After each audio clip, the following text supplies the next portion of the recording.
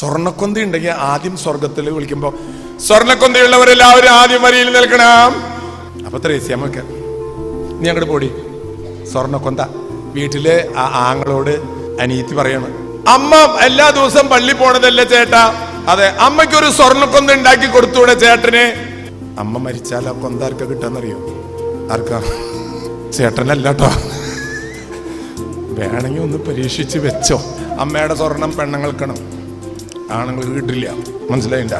അപ്പൊ അമ്മയ്ക്ക് ഇപ്പൊ സ്വർണ്ണക്കൊന്ത ഉണ്ടാക്കി കൊടുത്താൽ ഗുണം വരാൻ പോണത് വേണം നമുക്കാണ്. മനസ്സിലായ? ഏതെല്ലാം തരത്തിലാ പ്രിയമുള്ളവരെ ആത്മീയത വളരണേന്നറിയോ?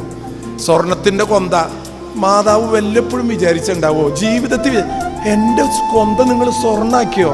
ഇതെന്തിനാണ്? അങ്ങോട്ട് പോരട്ടെ, അങ്ങോട്ട് ആശം ഇങ്ങോട്ട് പോരട്ടെ. എന്നിട്ട് ഈ സ്വർണ്ണക്കൊന്ത നീ മുത്തുമ്പോ അവള് വെറുതെ ചരടിന്റെ കൊന്ത, സ്വർണ്ണക്കൊന്ത.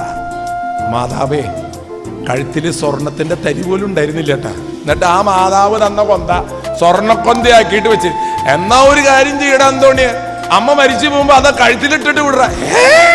അങ്ങനെയൊന്നും വേണ്ട. നീ ആ മഞ്ചല് അമ്മയുടെ കഴുത്തിലിടറ. അമ്മയുടെ കഴുത്തിലിടുന്ന കൊന്ത ഏതാന്നറിയാം? പൊട്ടി കുരിശിന്റെ പകുതി ഒന്നും ഇല്ലാത്തൊരു കൊന്ത അമ്മയുടെ കഴുത്തിൽ. ഇത് കുഴിച്ചിടാളല്ലേ?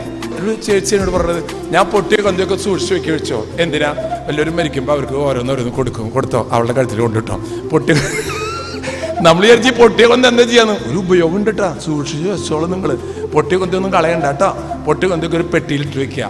ഈ ഇടവിൽ ആരെങ്കിലും മരിച്ചാൽ കൊന്തയില്ലടി, ഇതൊരു പൊട്ടിയ കൊന്ത കൊടുത്തു. അങ്ങനെ ഒരു സേവനം ചെയ്യാലോ, നല്ല കാര്യല്ലേ? അപ്പൊ പൊട്ടിയ കൊന്ത, നല്ല കൊന്തയൊന്നും കൊടുത്തു വിടില്ല കേട്ടാ. നമ്മുടെ വിചാരം നല്ല കൊന്ത കഴിച്ചിട്ട് എവിടേക്കാ മോളെ കുഴിച്ചിടാനല്ലോ ഒക്കെ ഊരിയെടുക്കും. പ്രിയമുള്ളവരെ, ക്രിസ്തുവിന്റെ ശരീരത്തിൽ ഊരിയെടുക്കാൻ ഒന്നും ഉണ്ടായില്ല കേട്ടാ. ഈ ലോകത്ത് നിന്ന് കടന്നു പോകുമ്പോൾ ക്രിസ്തുവിന് വേണ്ടി സഹിച്ചിട്ടുണ്ട് ചോ, ക്രിസ്തുവിന് വേണ്ടി സഹിച്ചിട്ടുണ്ട് എന്ന് പറയാനുള്ള ആത്മസന്തോഷ അഭിമാനവും നിങ്ങൾക്കുണ്ടാകണം.